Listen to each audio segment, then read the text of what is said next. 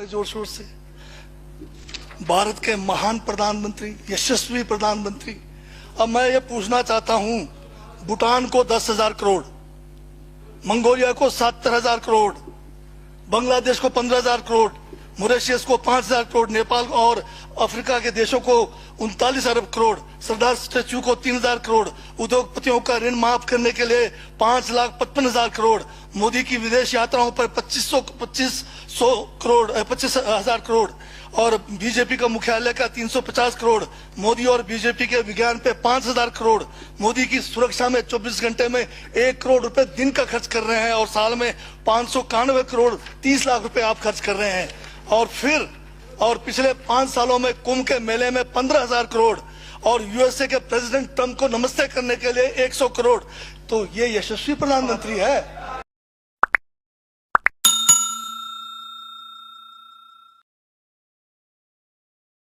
क्या इस किस्म के प्रधानमंत्री को यशस्वी कहेंगे?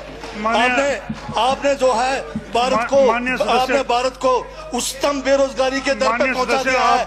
आज विश्व में भारत जो है भूखमरी में बांग्लादेश से भी नीचे है, आज पाकिस्तान से भी नीचे है। जिस देश में 25% जो है रात को भूखा सोए, उस देश का प्रधानमंत्री यशस्वी है क्या? जिसने देश की आर्थिकी को बिल्कुल नीचे कर दिया, छिन भिन कर दिया, जिसने जीडीपी खत्म कर दिया, जिसने नोटबंदी में लोगों को जो है नोटबंदी के तहत जो है लोगों को मरवा दिया, जिसने नौकरियां खत्म करा दी, जिसने महंगाई चरम पे पहुंचाई, जिसने पेट्रोल 100 रुपए कर दिया, डीजल 100 रुपए कर दिया, क्या वो यशस्वी है? क्या उसको यशस्वी कहेंगे आप?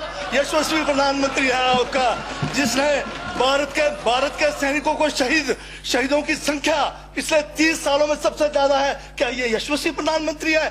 जिसने देश के अंदर चीन को घुसा दिया, क्या वो यशस्वी प्रधानमंत्री है? बजट पे बोलिए। माननीय सभापति महोदय, ये बजट में जिक्र हुआ है यशस्वी प्रधानमंत्री का और मुझे उसका जवाब देने का पूरा अधिकार है, जो मुझे कोई छीन नहीं सकता है। ये क्या यशस्वी कहेंगे इसको आप?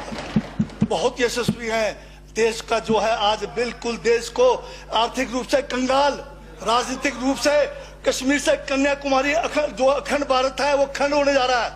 हिंदू मुस्लिम कर करके आपने जो है इस देश की जो है ऐसी तैसी फेर रखी है। और अब जब मैं कह रहा हूं तो आपको तकलीफ हो रही है। आप बताइए क्या तकलीफ किस उसमें है? आप अब ज्यादा अभी लाल किला आपने बेच दिया, रेलवे स्टेशन आपने बेच दिया, एयरपोर्ट आपने बेच दिया। यशस्वी प्रधानमंत्री है।